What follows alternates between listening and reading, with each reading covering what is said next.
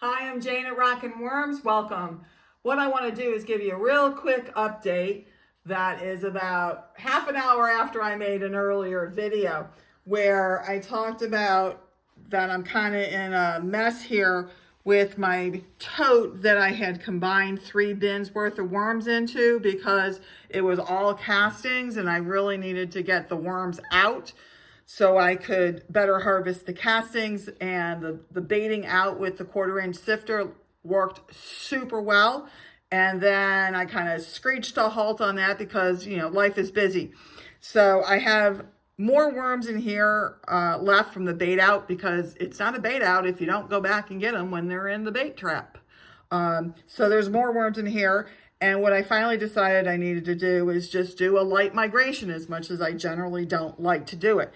And what I'm finding is it actually is going really well. I've, within just a couple of minutes, been able to pull out all this vermicompost, okay? It's mostly castings, but there's, little bits of stuff in here. So that's, more vermicomposting.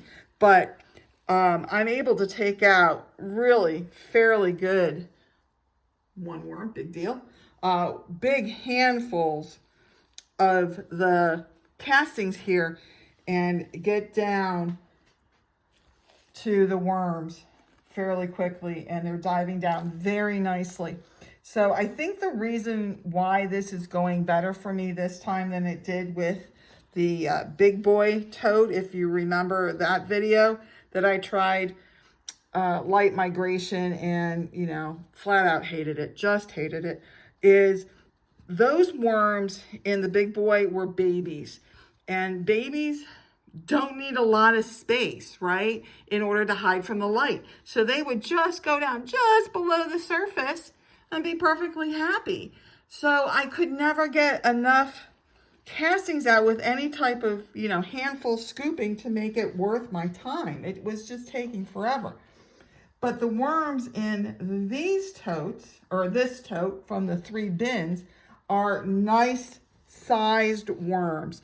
And you saw that on the video that I released a couple days ago on the update on this. The worms are good size. So the larger worms need more depth to get out of the light.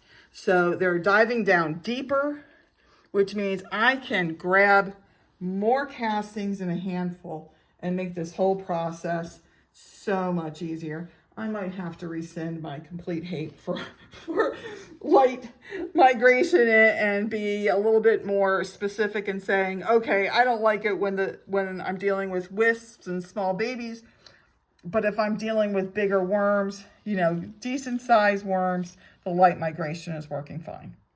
All right. So there I am. Just wanted to give you an update on how this is going. And I will say, just also, one of the reasons I need to get the castings out of this bin before I start doing stuff with it is it was really heavy, like so heavy that when cameraman moved the bin for me the second time, the handles broke. Okay, it was just too heavy, but we doubled it up for one. But now already with the worms out of it, a lot of the worms out of it, and a lot of these castings coming out, it's heavy, but I can lift it up. You know what? It's not that bad. And I don't feel like the bin, the tote is going to, see, that's where it broke, is going to, collapse on me. So that's important. So remember that when you're dealing with your bins and totes, do keep an eye on what your weight limits are, not only for yourself, for comfort, for, picking up and moving things, but also for your container itself. Because, man, if that breaks and drops to the floor, in here, in my house, it would be a disaster. But even outside, or in your garage or wherever you're keeping your worms, you don't want to just have to deal with that mess and the trauma to the worms and everything else. So something to keep in mind, okay? The weight limits, not only of your own body, okay, but the containers you're using as well. All right, I'm going to get back to light migration, get these castings out, and get on to my next chore with my worms. All right, I'll see you next time. Stay safe and enjoy your worms. And I am yours in the dirt, Jayne.